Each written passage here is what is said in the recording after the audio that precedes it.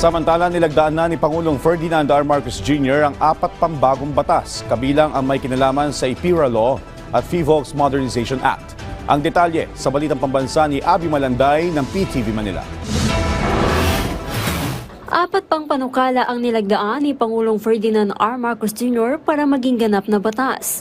Una rito ang Republic Act No. 12179 o Electric Power Industry Reform Act o IPIRA Law na layong palawigin ang corporate term ng Power Sector Assets at Liabilities Management o SUN Corporation ng 10 pang taon.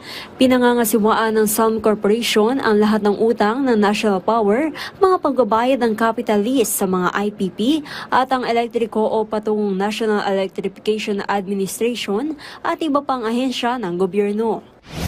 Isinabatas din ng Republic Act No. 12180 o ang batas na nagtataguyod ng modernisasyon para sa Philippine Institute of Volcanology and Seismology o PHIVOLCS at ang nararapat na batas para rito. Tatawagin ng batas na PHIVOLCS Modernization Act na layong palakasin ang kakayahan ng PHIVOLCS lalo na sa aspeto ng kagamitan at teknolohiya para sa mas epektibong pagbibigay impormasyon sa publiko.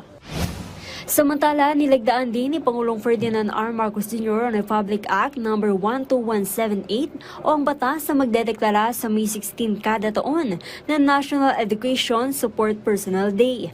Magiging special working holiday ang araw na ito at magbibigay mandato sa Department of Education at Commission on Higher Education na pangunahan ng pagdiriwang at magkaroon ng sapat na pondo para rito.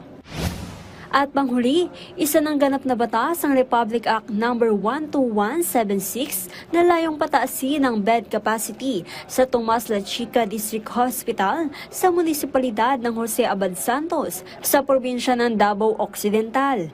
Sa ilalim nito, itataas na sa 50 kama ang mayroon ng ospital mula sa 25 at pagkakaroon ng pondo para rito.